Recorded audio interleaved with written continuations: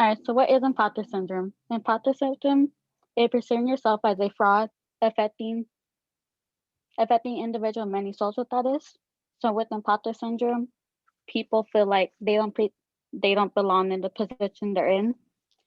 And like I said, this happens in many social statuses, no matter your background, skill level, or degree of expertise.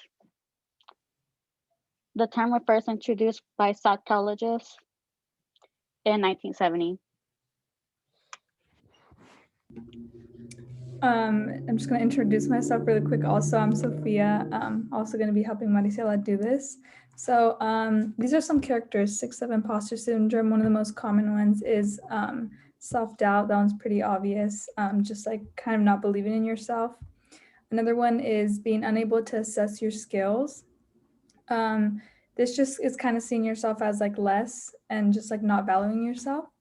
And then there's crediting your success to other factors that aren't yourself, such as maybe like a grading curve or a tutor, but ultimately like that was you that went and like did those things. Fear of not living up to expectations, just kind of in the same realm as self-doubt. Overachieving, a lot of people do this to kind of prove themselves to themselves. Sabotaging your own success comes a lot from your own thoughts and like telling yourself that like you can't do something or you won't do something.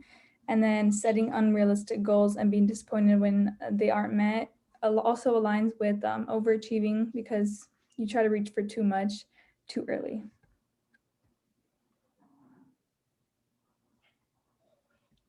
Imposter syndrome in college. Imposter syndrome is often seen in college, and some reason for this is that is the main reason for imposter syndrome in college is the changing environment.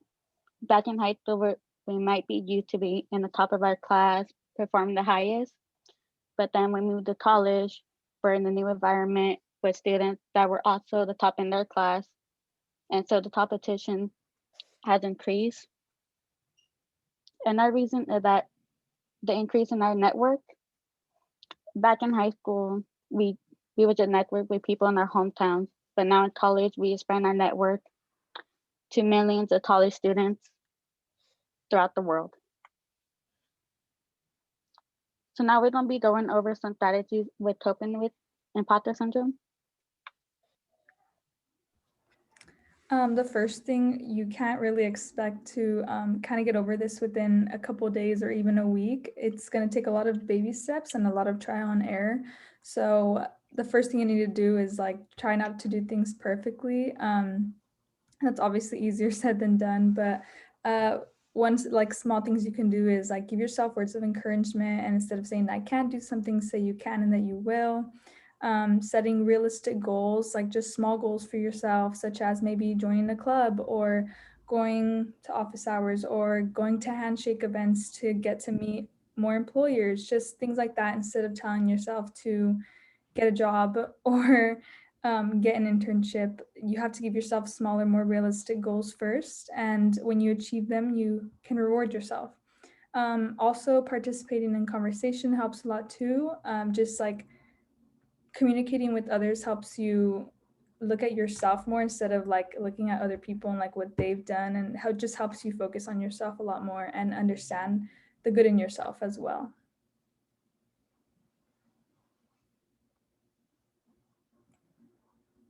The, the next step we'd like to share your feelings.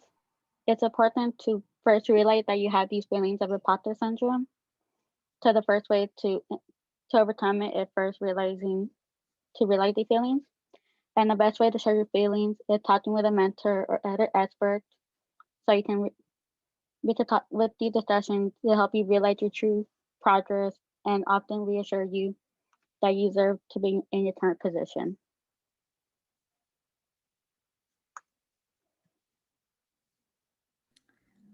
Another one that's easier said than done is stop comparing yourself to others. A big factor that contributes to this is social media, because you're just looking at other people and their profiles, and so limiting this use can help a lot in like combating imposter syndrome.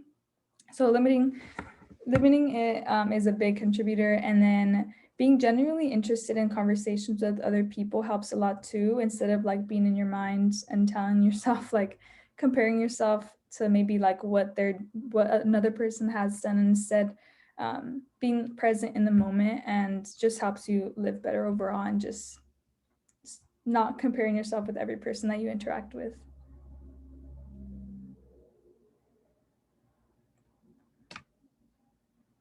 The next step is assessing your abilities. So for this step, you'll be reevaluating your progress to set goals. Always continue learning and practicing to and time to reflect your progress to build more to motivation so that you have the courage to continue working towards your goals.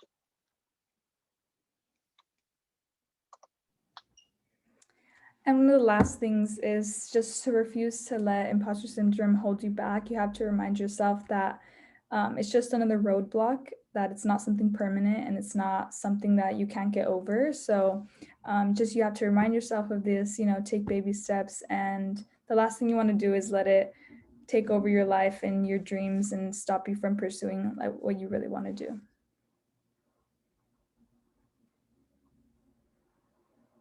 So that is it for the imposter syndrome presentation. Is there any questions?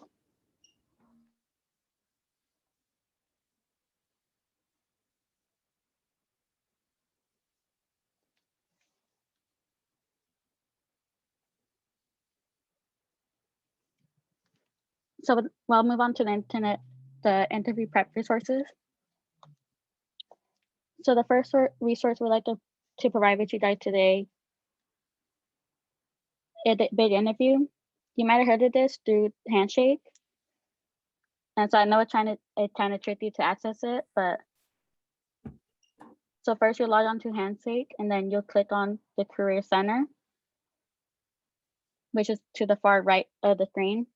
And then you click on the Research tab, which is in the middle once you're in the Career Center. And then once you're in the resources, you'll scroll all the way down and you'll find the big interview. And once you click on it, it asks you to create an account. And big interview is very useful because it allows you to get the actual practice and answering interview questions. And you'll be recording yourself. So you'll be able to send your recording to others to get feedback on your interview skills.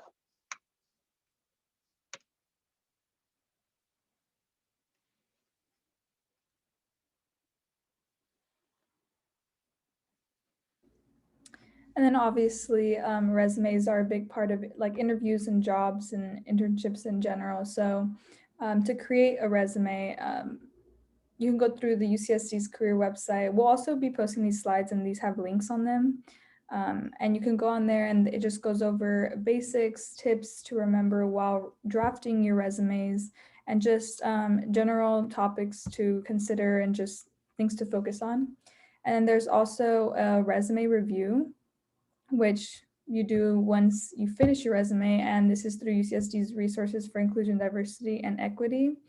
And so you would submit a resume and then you can get feedback on pretty much anything. They'll just kind of tell you what can make it stronger, maybe better words to use, maybe a better format. And they also have templates and things like that, very useful things that you can use.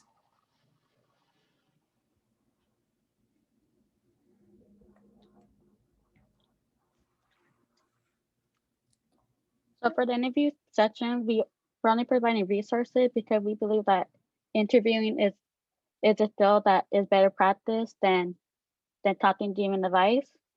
And so for today, we're gonna have a panel to share their experience so that we can get to hear actual interview experiences and learn from their experiences. So for our first panelist, I would like to introduce Adiva. It's Advitio, but Okay. that's fine. Sorry. Yeah, no worries. Yeah, thanks for inviting me, Marcelo. And hi, everyone. I hope everyone's doing well. Yeah, so my name is Advitio. I am a fourth-year data science major in Mirror College.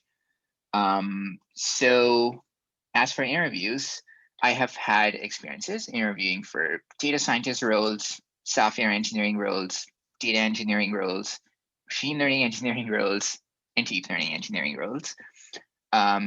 So I can try to break this down in terms of my experiences and how the interviewing process kind of looks like. And maybe I can kind of offer some resources that you can use to get started on your preparation. And then later on, I'm also happy to answer any questions and also go deeper into any subtopics that you guys want as well. Yeah. So first, for data scientist interviews, typically there are 4 components that I've identified that these interviews mainly comprise of.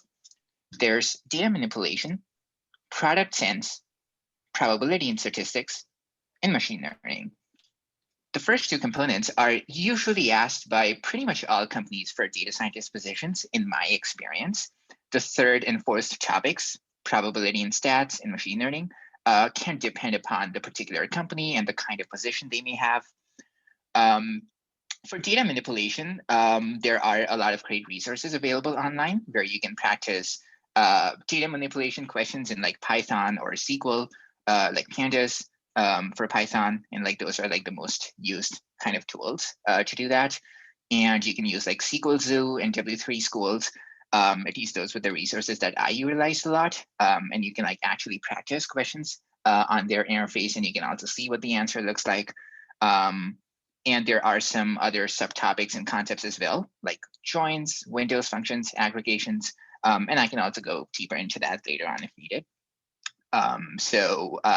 Yeah, I feel like those resources were pretty helpful. For product sense, it's kind of more open-ended. And for that, I would kind of recommend either kind of getting to know any previous questions that may have been asked in interviews, maybe using Glassdoor or something. One could also watch YouTube videos of like mock interviews being conducted for data scientist positions and how the product sense or the strategy or the situational kind of component looks like. And also talk to the recruiters on what the process may look like for those kinds of components. This can be anything related to designing particular metrics to track the health and success of a product, diagnosing any failures or any issues, or drops in engagement and things like that. Yeah. The third component is probability and statistics. For that, I think they ask like Bayesian stats and like different kinds of probability questions. I don't exactly know why, because I'm not sure how much Bayesian stats is actually used in the real world, but that's what they seem to do. And there's also like expected value and distributions and those kinds of things. I feel like Math 183 is extremely useful, and I think that's a mandatory requirement for all the data science majors. So that can definitely be utilized as well. And there might be some questions available online. And finally, there's, what was the other thing? Yeah, machine learning, yeah. So for machine learning, there are a lot of like cheat sheets available online on websites like Medium or Towards Data Science. I usually kind of go through those cheat sheets because they seem to have a lot of like aggregated information about different machine learning concepts, bias variance trade-offs, algorithms, and things like that. So you can go over that as well. So that's a data scientist interview. The second category of interviews is engineering-oriented interviews. And usually it's data structures and algorithms, like you guys may have heard, that is tested on those. So I would probably recommend the EPI book, or Elements in Programming Interviews in Python. I feel like that's a pretty good book if you wish to learn some more specific concepts, like particular data structures, dynamic programming, things like that. I think DSC 20 and 30 are extremely useful classes for learning those concepts. And I would also use any tools to, like websites like Pramp, where you can have like mock interviews with other people. And I feel like mock interviews are probably the best way to prepare, even in general. You can also have friends, and you can also kind of periodically schedule interviewing sessions with them and kind of interview each other and give feedback. So there's that. And related to other kinds of engineering interviews, I think their processes can kind of depend upon what they are. Obviously, in data engineering, you may have more, you may have a little bit of data manipulation component, or maybe like databases and those kinds of concepts. In MLE or DLE positions, you may have more machine learning, deep learning concepts. And so it can kind of depend upon position and company, but this is kind of like the broad overview that I've identified. And of course, later on, if you have more questions, I'll be happy to delve deeper into some of those components as well. Last but not the least, real quick, behavioral component is probably common between all these interviews. And so that is extremely important as well. Yeah, the key is to like talk slowly and kind of like explain your thought process, is at least what I saw worked for me. But yeah, happy to discuss more about that as well. Yeah.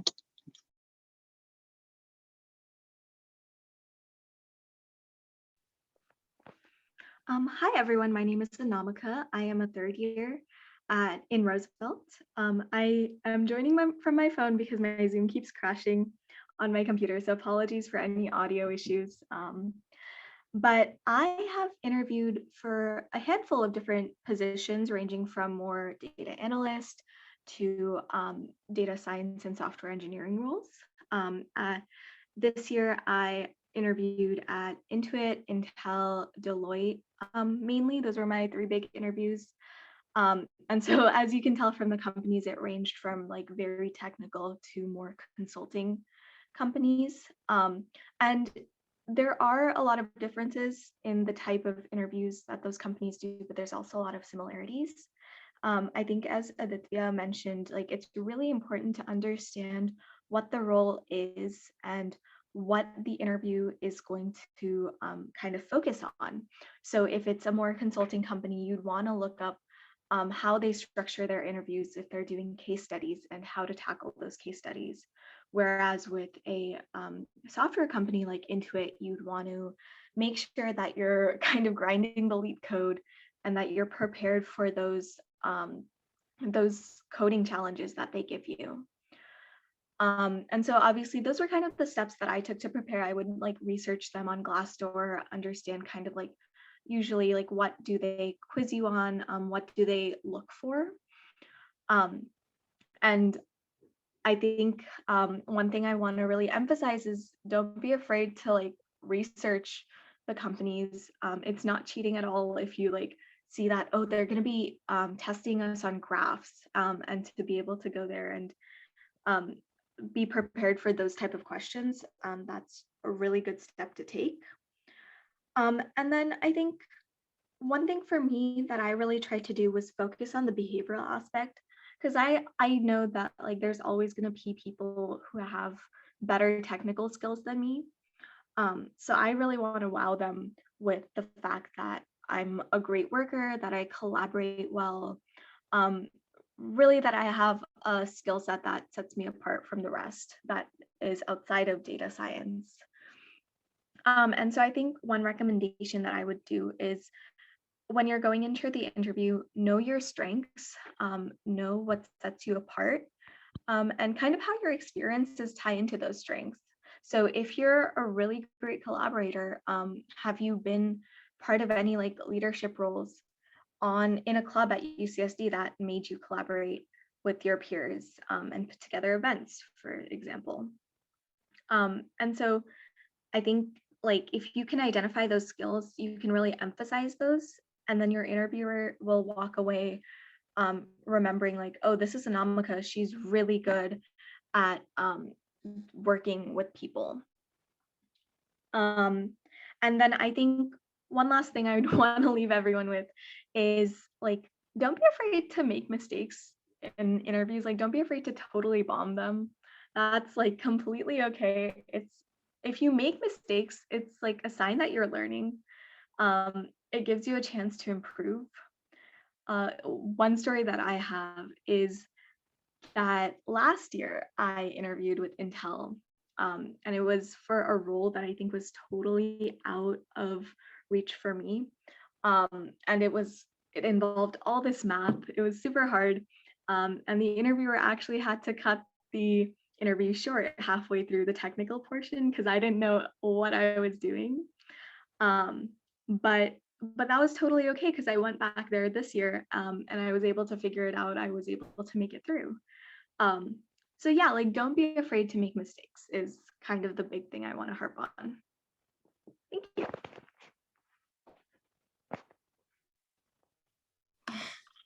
Hi everyone, I'm Rachel. I'm a 4th year data science major, And I'll be talking about some of my data science interviews, some of my grad school interviews, and I can also touch upon some of my research interviews and then give some tips. So first I can just talk to you all about how I prepared for the data science interviews. So in order to prepare for these interviews, I practice a lot of easy and medium data structures questions on a website called LeetCode. That's already been mentioned, so y'all should definitely check that out. And I reviewed Java and Python, and I did at least 1 or 2 LeetCode questions a day leading up to the interview for about a month. And during the application process, for the one internship that I did with Autodesk, I was taking Data Science 20, and many of the questions from Data Science 20 were really similar to all of the interview questions I had throughout that season. So if you can, I definitely suggest like reviewing what you've been learning in Data Science 20 and reviewing some of the old labs and assignments. Also, I reviewed my resume. A lot of the interviewers always ask me questions about my research experience. So I reviewed my resume and practiced explaining my research to someone that may be unfamiliar with it. So normally those questions entailed, what was this machine learning algorithm that you used inside of your research? Like what parameters, or they would just ask me something just to make sure that like I actually did the research. And in regards to my grad school interviews, most of the time was spent with me just asking them questions.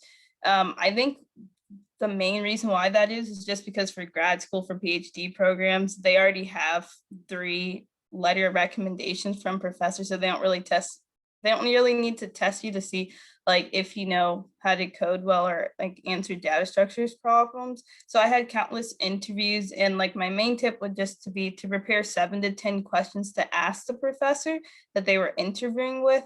And I prepared for those interviews by just researching the person that was interviewing me, which was just a professor that was interested in doing research with me, reading their most recent research papers, and also reviewing my resume.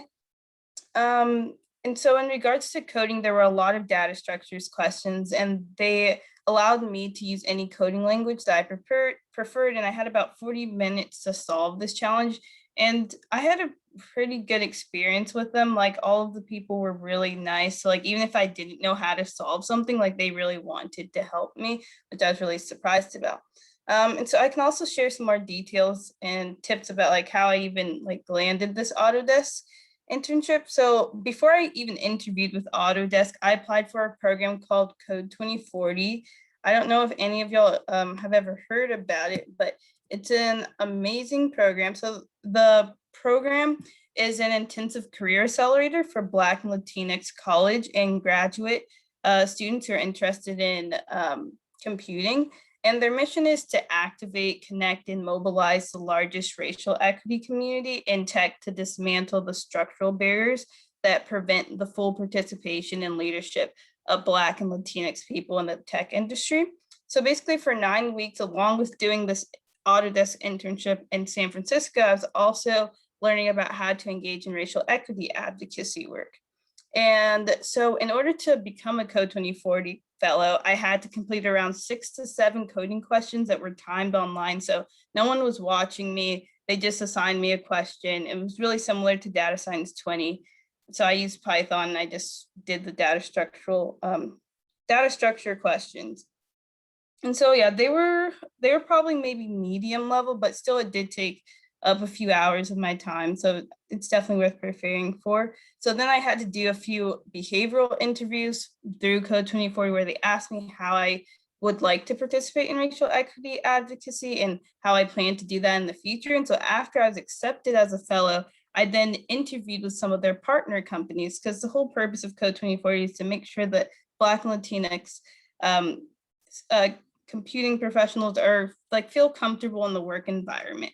And so through those partner companies, I was able to do interviews with them, and one of them was Autodesk. And so it was a really amazing opportunity. And so basically from there, I was able to do all of these interviews through Zoom. And so basically I just had to share my screen and I did all the interviews. And they also asked me a lot of questions about like my machine learning background. And yeah, I can share Code 2040 in the chat. I definitely think that y'all should look into it. And I can just share some more technical interviewing tips. So I know that a lot of people talk about a book called Cracking the Code Interview. It's really easy to read, and it's a pretty standard prep tool. And a lot of people also talk about HackerRank, and there's a lot of other places similar to that. And also, I think that it's important that you practice the challenges out loud and that you really try to explain everything that you're doing. So I think that's one of the most important things. Also, WIC and CSES offer a lot of mock interviews. So I definitely think you should make use of that because it's great practice and you get to learn from other students who have had internships. And also, I think it's important that you recognize that you don't need to know how to solve everything perfectly, but you do need to demonstrate that you are able to learn and explain your thinking. So if you're ever confused, like, don't be afraid to ask the interviewer, like, I'm not too sure about this. What do you think? And I'm sure they'll give you a tip. Like, they don't want to see you fail. Like, I think the most important thing that helped me get over any nervousness or imposter syndrome that I had was just realizing that the recruiters were there to help me. And they really wanted to make sure that I felt comfortable on whatever team that they were going to assign me to. And so I think one example of that is that through Autodesk, the first person that I interviewed with was for a different team, a research team. And she emailed me telling me that, like, sorry, it didn't work out. There's someone else we'd like to have. But then, like, just because I'm not sure the exact reason why, but she then referred me to another person at Autodesk and was like, maybe you could do an interview with this person. So, like, even though I may not have had the technical skills she was looking for, throughout that interview, she saw that I was able to say when I needed help. And she also realized that, like, I'm a good person and I'm generally interested in the company by coming prepared with like 10 plus questions about the company. So I think that I can't say it lightly how important it is to be yourself, dress appropriately, and answer questions using a personal story or examples. And like, this is just a really great opportunity to get a conversation going rather than just going back and forth and answering questions. So just be prepared with some questions to ask the interviewer and remember their name and thank them using their name at the end of the interview. Like, there was this research study that people just like you more if you say their name. So definitely do that. And try to email them after you're done with the interview, telling them thank you, because I think it's just very important. So yeah, overall, just try your best, be yourself, and you'll end up working on the team that is best for you. And also check out Code 2040. I believe applications are due in June. So if you know anyone who's Black or Latinx, or you identify as Black or Latinx, definitely apply, because they really do make sure that not only do you get an internship at a tech company in New York City or San Francisco, but they really want to make sure that you are you're comfortable in that space and that you're supported, because there have been a lot of instances where people of color just they aren't supported inside of those types of environments. So yeah, definitely let me know if you have any more questions. I'm more than happy to answer them. Thank you.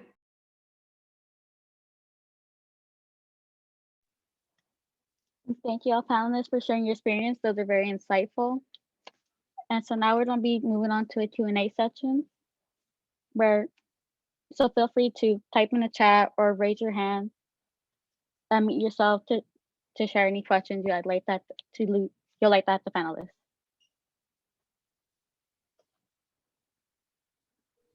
Yeah, so how long did it take you guys before you got like your first interview?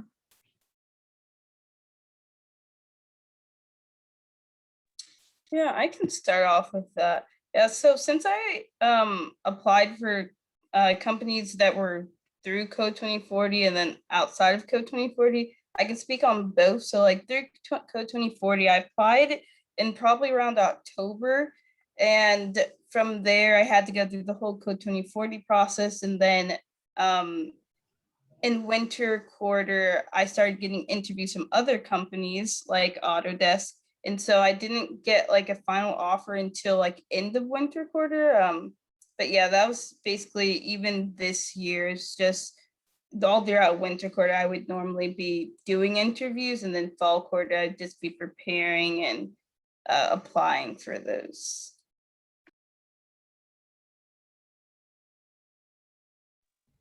I also have a For question. me, It's kind of related. So I'm a first year. Like, when do I know that I know enough to start applying to things? Or like, when did you guys start applying to things? I can try to answer that. So I think the answer to that question, at least in my opinion, doesn't exist. So in some sense, you can basically apply whenever you want because you may never be well prepared enough, or there may not be a definition for it. So what I would encourage you to do is just try to focus on the experiences that you may have had, let's say outside the classroom, or any practical experiences, and try building your resume and LinkedIn, and then just apply as soon as you can, because that is going to potentially help you land opportunities relatively earlier. And as you may kind of get interviews, that may also incentivize you to also start preparing for them, because then if you'll be having interviews, you will be incentivized to prepare for them. So in some sense, I'm not exactly sure if there's like a time by which anyone can kind of determine how prepared they are. I feel like it's a continuous process. And I feel like the sooner you start, the better it is. So. Yeah, I feel like you can really start applying as soon as you've taken a data science class. I think that you should read the job description if you feel confident. Like, you should definitely do that. I believe, like, when I was applying for internships and grad school, I had the same question, like, am I prepared? I'm not too sure. But one advice I received from my Code 2040 mentor is that you should just apply, and the person that's interviewing you will then decide if they think you're a good fit or not. So I think that the best thing is that you shouldn't tell yourself you're not ready to do it. I think that you'll surprise yourself with how prepared you are. So I'd say just apply. And if you get there and you don't know it, then no worries, but at least you applied. So just put yourself out there, and from there, like, so definitely don't disqualify yourself. I think as soon as you take your first data science class, you can start applying. Of course, there are different rules that require more experience, but definitely try to put your best foot out there as soon as possible. You can only grow from the experience. Thank you guys.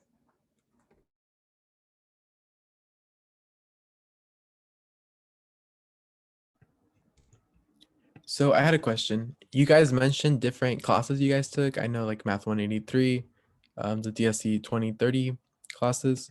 So do you guys have any like outside of the DSC core curriculum? Do you guys have any classes that you guys would recommend? Either helped you like in industry, grow as an individual, or with just interviews as a whole? This isn't necessarily relating to like interviews, but kind of your point as like growing as a person and kind of learning more about data science. I found the data science electives, the 190 courses, were really, really helpful. Obviously, they're not part of the core curriculum, but they do count for like your elective credits for upper division. And so those are always like different topics every quarter. So for example, you could have like advanced algorithms, or I think there was this quarter like topological data structures. And those are always really interesting, and it allows you to go beyond kind of the core data science knowledge that you have, and develop a more extensive skill set, which then again you can like display when you're in interview, and you can tell them about this really cool class that you've taken and what you've learned and how you can apply it. Yeah, definitely agree with that. Just to expand upon advanced data structures, that advanced data structures course a little bit. I didn't take the class, I audited it, but I still felt like I learned a lot in it, because that kind of really discussed not only the fundamental data structures, but also in terms of like how they kind of really work under the hood, how memory kind of works, what are the different trade-offs between different data structures that may seemingly have the same time complexity, but may kind of work in different ways, for example.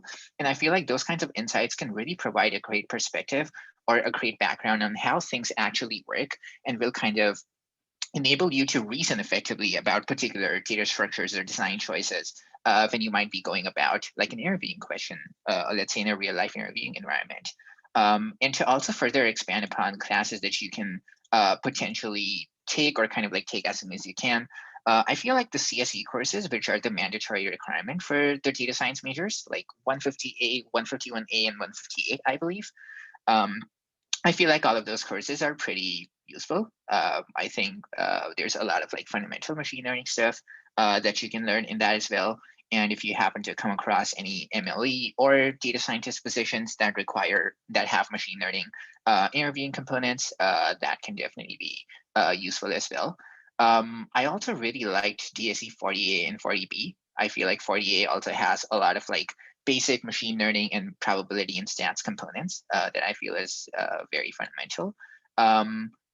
40B class in my case was totally different from what it is now, but I also presume that like having some of that fundamental knowledge could be useful for interviews as well. So I think any research-based classes are really important. I took CSE 193, which is a part of a program called Early Research College Program. So anyone who's a computing related major can apply, and you're able to learn how to do research. A lot of, well, basically like the most of my behavioral questions came from them looking at my resume and seeing my research. And I think that that's really important because all of my interviews really wanted to see my general interest in data science and computing.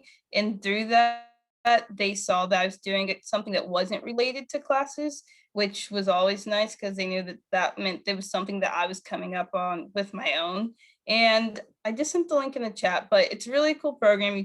You're required to take CSE 193, but I know there's a bunch of different research-based classes, so you don't have to be a part of like ERSP to do like a different research-based class. But yeah, I know that there's a bunch of programs at UCSD where you can get credit for it. And I think even data science may have something like that. I'm not too sure, but yeah, I definitely think that you should try to get involved in any type of research-based classes.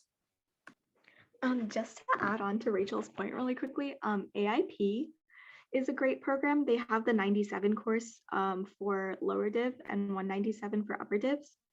And so you get to kind of find an internship that you'd be interested in and apply that for academic credit.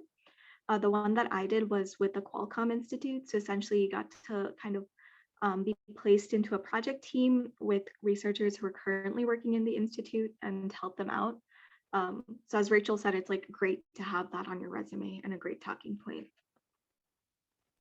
Yeah, also you just learn a lot. Like I found that even though I was more busy when I was doing research projects, I just was able to apply what I was learning, so my grades improved. I know that sounds like really weird, but it happened. Like I actually was learning. So I think just being able to apply what you're learning to things that aren't a test is really beneficial too.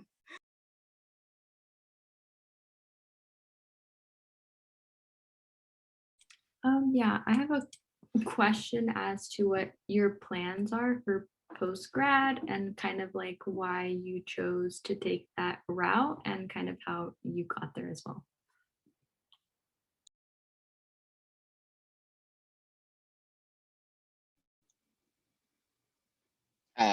Plans for postgrad route.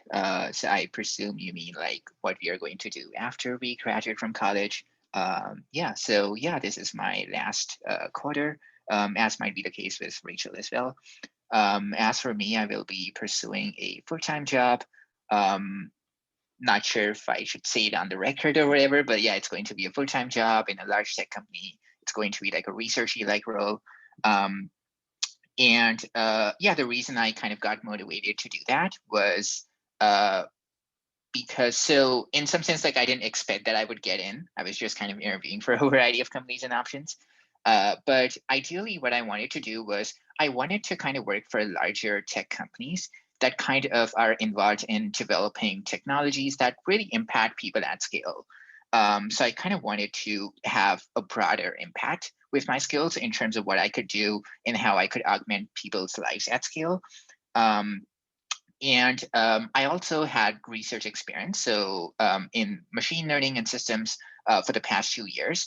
And so I was also kind of able to get some machine learning engineering positions and kind of like research engineer oriented positions, if you may, at some of those larger companies as well. And I was able to interview for them.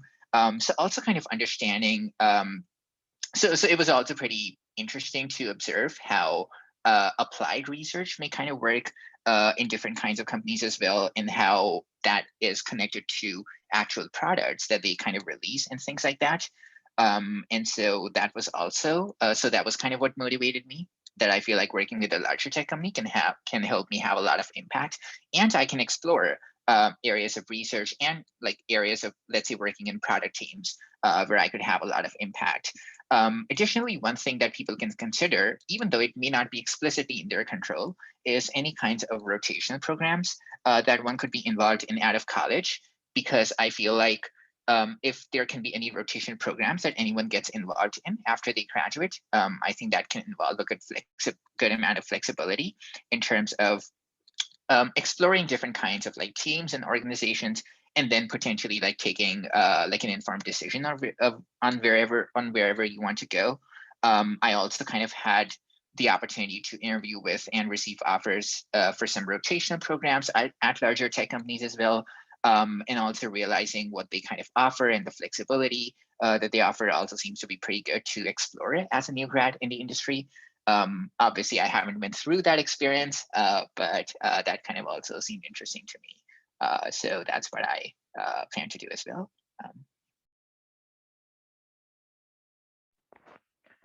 Yeah, I think that mine is probably the least exciting because I still have 1 year left to go before I graduate. And so I'm still kind of figuring it out. But as of now, I'm kind of similarly to I'm planning on probably working for a tech company, or basically any company that'll take me. But I think in the long run, I do want to go back to get either a master's or a PhD. And so kind of my plan for that is to go with a company that will like pay for it or pay for part of it, because student loans are pretty stressful.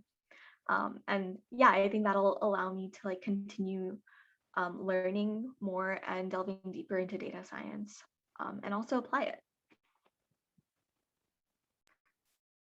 So I'll be pursuing my PhD at MIT in their Media Arts and Sciences program. It's a really awesome program just because everyone starts off as a master's student, and then from there you can decide whether to like become a PhD student or just go into industry. But I'll be doing research in the personal robots group, where I'll be researching how to create robots that can help students, teachers, and their parents learn about creating AI technology that's ethical. So it's going to be a lot of fun. I can basically take whatever classes I feel like are going to help me pursue my PhD, which is one of the main reasons why I chose the Media Arts and Sciences program, because I knew that I really like taking classes that are related to AI, but also the social sciences. And it seems like a really great place that I can try to incorporate inclusion and equity into whatever research I'm doing. And I'd say one of the main reasons why I chose to be like pursue a PhD is just because I really enjoyed research. I've been doing it since sophomore year, and I realized that after doing an internship in industry and research, I just liked research better, just because I felt like I was able to come up with my own ideas. And so I felt like I was able to really make an impact in the way that I wanted. Also, I'm really interested in becoming a professor. And one of the main ways that you can become a professor is you have to do a PhD. And I really like teaching. I've been a tutor since sophomore year, and I just really like helping people feel more confident in themselves and feel included inside of a school setting. So I could see myself staying in the college environment for the rest of my life. But yeah, overall, I just really like research, and I felt like the personal robots group would be a good way for me to combine all of my interests, and I wouldn't just have to do something that's related to data science. If I wanted to do something that was related to HCI, human computer interaction, I could do that. If I wanted to do something that's more related to social justice, I could do that too. So I am excited to see what type of research comes out of this very fun experience.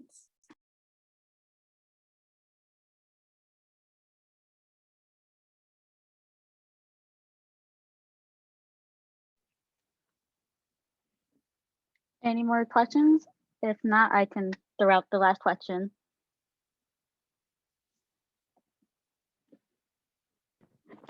Before we take another question, I just wanted to mention one thing, or one resource is that like definitely, if you're a data science major, make an appointment with Maggie, our career advisor. She'll give you some really amazing tips. And like, I think the only reason why I was able to get internships is because of her help. So yeah, definitely go ahead and do that.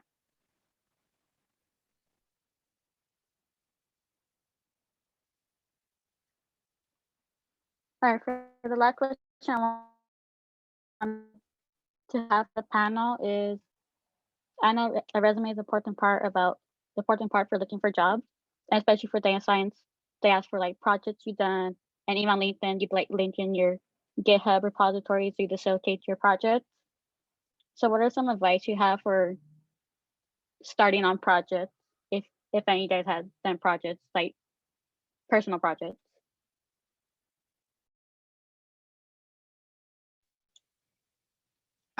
I can try to go first. So I have kind of an unconventional answer to this. Usually in a lot of college events, pretty much all college events that I've kind of been in seem to say that like in order to get started, you need to do personal projects. You need to kind of like build a little bit of a portfolio in order to then kind of like, let's say, seek your first internship or the first opportunity you want. In my case, so I've had 4 internships, but 0 personal projects. Like I've never actually done like a technical side project all by myself. And the way that I personally went about the process is I just always try to spend my time working for like organizations where I could work under the mentorship of someone, where I could learn in the process, and where the problem statements would be like more well-defined and more technically challenging.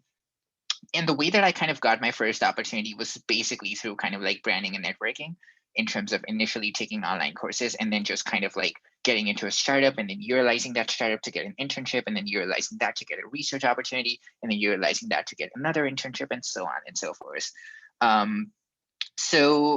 There can be a lot of things related to like how you can kind of like get started, and there may not be like a single route. But one thing that I can do here is I can kind of attach a talk that I kind of gave to students in DSE 30 and 80.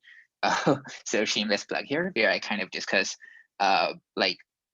opportunities where you can like brand yourself and network yourself, and how do you actually go about getting your first opportunity. So I kind of talk about that end-to-end process in detail. But to kind of have a briefer answer to that question now, one thing that I personally encourage, again, unconventional answer here, but one thing that I personally encourage, instead of necessarily pursuing personal projects, is if you have the time to pursue personal projects, right? If you have the time and inclination and motivation to pursue personal projects, why don't you pursue a research project instead? I feel like UCSD is really a great college in terms of the research infrastructure it has, and in terms of the research opportunities. And I feel like Rachel here probably has the most research experience, so she may be able to also attest to this, that there's a lot of incredibly diversified opportunities that exist in this college ecosystem. And you can literally just go and volunteer for any of these projects. You can literally just go into like a professor's office. I know now it's hard because of COVID, but you can literally like reach out to professors, write emails to them, write emails to grad students about any projects that you come across that you feel passionate about or interested in, and you can just volunteer. And that in itself is going to give you a lot of experience, first of all, because the problem statements are going to be more technically challenging. You're going to work under the supervision of, let's say, like a mentor or a professor or grad students. You're going to tackle challenges that are more, you're going to tackle problems or projects that are more technically challenging and may also have some real world impact. And you may also be able to utilize the connections of the people that you work with in order to get any other auxiliary opportunities that you want as well. And last but not the least, having these kinds of opportunities, having a research opportunity, in my perspective, is probably the best alternative to an internship, where instead of saying that you have this personal project, which pretty much everyone kind of seems to do, you can distinguish yourself from the rest of the crowd by saying that you've actually been engaging in a proper research opportunity at the university under a professor who has a lot of credibility on this particular research problem that may kind of like carry a lot of like weight, or kind of like a lot of potential impact, for example. So long story short, TLDR, if you want to do a personal project, I personally may recommend pursuing a research project instead, if you can, just volunteering under a professor. And I've also linked the talk in the slides that I kind of made for a guest lecture I did. And you can also go through any components that you're also interested in to see what the end-to-end process of getting opportunities may look like.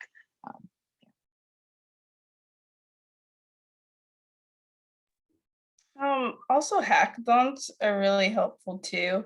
I had a lot of fun just creating a project with my friends, and so it could be a really fun opportunity. I definitely had some people ask me about some projects that I did at a hackathon, so definitely do that. I know SD Hacks is coming up in the fall, so hopefully y'all can do that in person, but there's also data hacks too, so yeah, definitely look into that. And Hack XX, which normally happens in the spring, so yeah, those are really fun opportunities too, and you can put it on your resume. But yeah, research is really awesome too, so yeah, thank you for sharing all that info.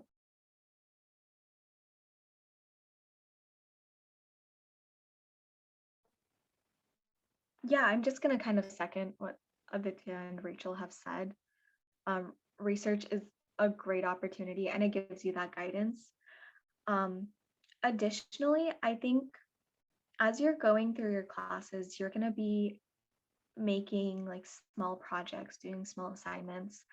And in a lot of those projects that you're doing, you're going to have an opportunity to kind of customize them, to build them in an open-ended way, or like the projects will be a little open-ended, so you can build them kind of based on your interests.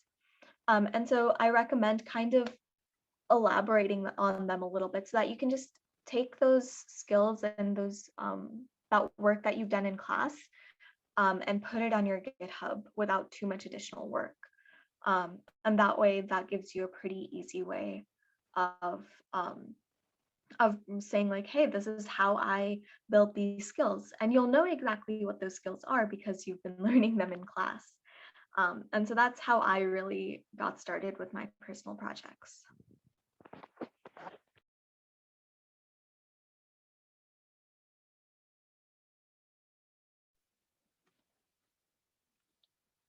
All right, that will end the Q&A section of our panel.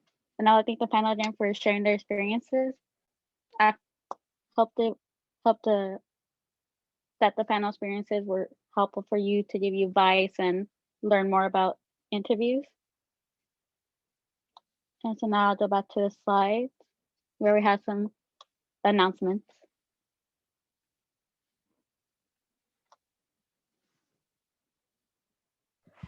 Hello, everyone. Thank you again for being here and telling us a lot about your experiences. We just wanted to say that next week we'd be doing another workshop using Tableau, which is a very cool visualization software that I know is used pretty extensively. So yeah, we hope you all can make it. It's going to be next Wednesday at 8 p.m. and the Zoom ID is linked on the poster.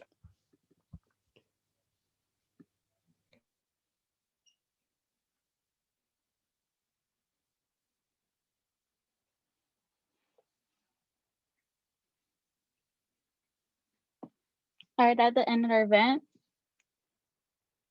And if you like, feel free to drop any LinkedIn so you guys can continue to connect. But other than that, thank you all for coming and hope this workshop was helpful. Yes, thank you again to the panelists. You guys gave a lot of great information, so thank you. Thank you. I also just put in the chat a link to a video. I'm part of the CSE DEI committee, and we had a career pathways event last